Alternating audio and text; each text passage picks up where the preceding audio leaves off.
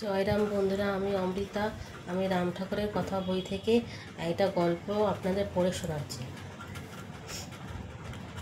এখানে আমাকে আবার একটা বিতর্কের মধ্যে প্রবেশ করিতে হইবে এবং সেই জন্য গোড়াতেই পাঠক পাঠিকাদের মার্জনা চাহিয়া লইতেছি। সংযম ও নিয়ম মনুষ্য জীবনের অপরিহার্য। ইহার অত্যন্ত কিছুটা না থাকিলে কি সমাজ জীবন কি রাষ্ট্রজীবন কিছুই অব্যাহত রাখা যায় না। কোনো ক্ষেত্রে কোন অবস্থায় উচ্ছৃঙ্খলতাকে কেহই সমর্থন করেন না। ধর্মজীবনে এই সংযম ও নিয়ম স্থান সুনির্দিষ্ট আছে এবং প্রত্যেক ধর্ম সম্প্রদায়েরই নানাবিধ বিধিনিষেধ প্রচলন করিয়া এই সমস্যার সমাধান যত্নবান হইয়াছে। আবার উহাও দেখা যায় যে কোনো কোনো ক্ষেত্রে এই বিধি নিষেধও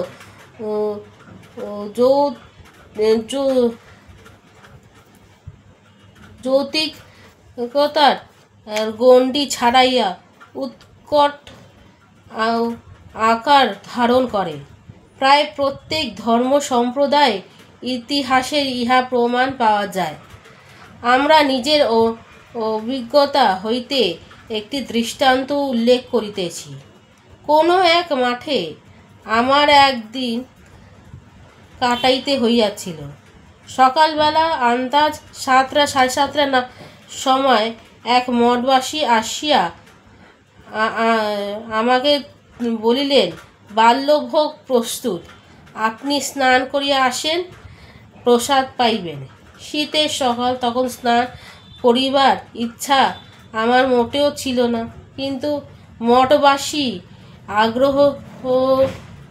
আগ্রহ দেখিয়া যাইতে হইল। কিন্তু কোনো প্রকারে স্নান করিয়া আসিলাম। মঠবাসী আমাকে একটি ঘরে লইয়া গিয়া বসাইলেন। সেই জন্য একখানি কুশাসন পাতিয়া দিলেন এবং এক গ্লাস জল আনিয়া দিলেন। পরে একখানা ছোট পাথরের থালায় 4খানা লুচি, কিছু হালুয়া, কয়েক টুকরো ফল এবং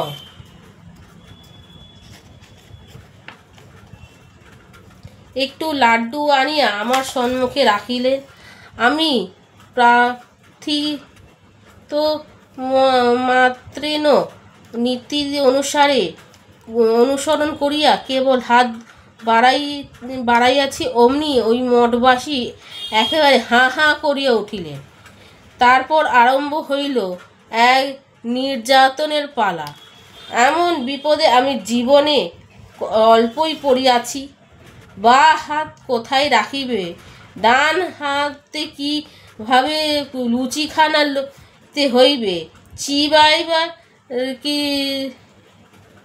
কি সময় ঠোঁট ফাঁকা হইতে পারিবে না, আবার হাত না ধুইয়া অন্য কিছু তুলিয়া লইয়া চলিবে না। এক কথায় মঠবাসীর অত্যাচারে আমার প্রসাদ পাওয়া তালুতে উঠিয়া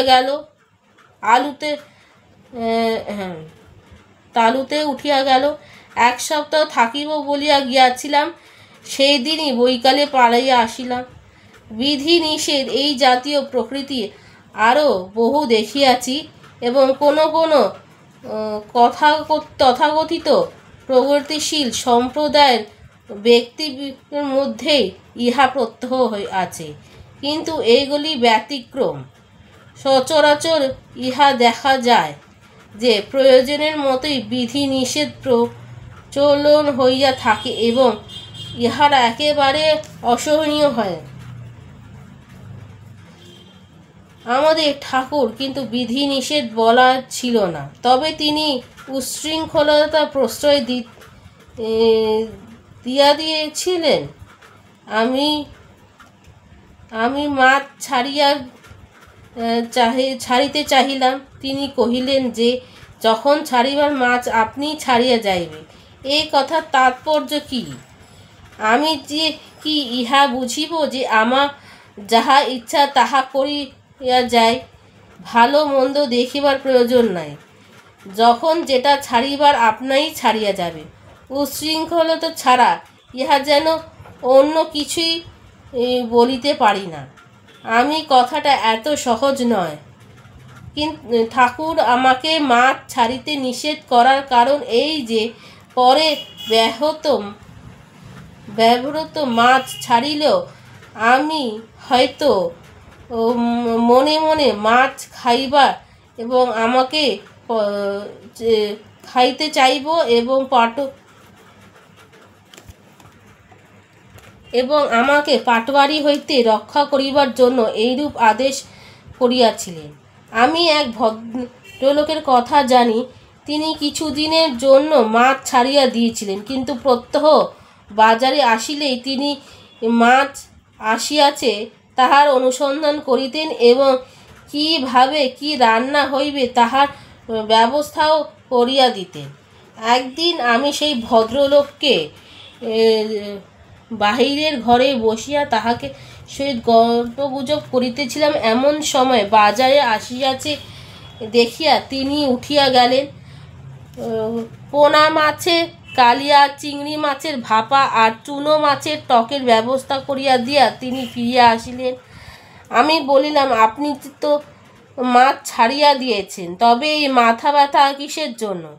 আমি বলিলাম, তোমার বৌদি। উনি বলিলেন, তোমার বৌদি একটা মস্ত দোষ আছে, কি জানো? সে মাছের ব্যবস্থাটা মোটেও করতে পারেন না, তাই ব্যবস্থাটা করে দিয়ে এলো। ওরাই খাবে ভালো, আমার আর কি। ভদ্রলোকের স্ত্রী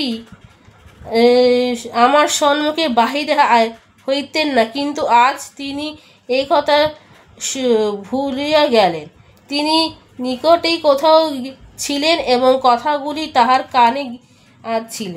তিনি স্নান ঘরের মধ্যে ঢুকিয়া পড়িলেন এবং স্বামীকে মিথ্যেবাদী, ভণ্ড ইত্যাদি বলিয়া খুব এক হাত লইলেন। হঠাৎ বোধ হয় তাহার হুঁশ হইল যে আমি সেখানে বসিয়া আছি। তাড়াতাড়ি মাথায় কাপড় টানিয়া দিয়া ঢুকিয়া গেলেন। সেই ভদ্রলোক সামান্য কয়েকদিনের মধ্যেই মাছ ধরিয়াছিলেন। গীতার যে মিথ্যাচারের কথা আছে, ইহার তাহাই যাহা ব্যাহত ইন্দ্রিয় সংযম করিয়া মনে মনে বিষয় অনুসারে হইয়া মিথ্যাচার পটোয়ারিকে মানান্তর। মাছ ছাড়িয়া নিষেধ করিয়া ঠাকুর আমাকে এই পাটোয়ারির হাত হইতে রক্ষা করিয়াছিলেন। আজকের এই ভিডিওটা একটুখানি, আমি এর পরবর্তী অংশ পরের ভিডিওতে পড়ে শোনাবো। আপনাদের ভালো লেগে থাকলে আমার এই চ্যানেলটা লাইক, শেয়ার অ্যান্ড সাবস্ক্রাইব করবেন। জয় রাম।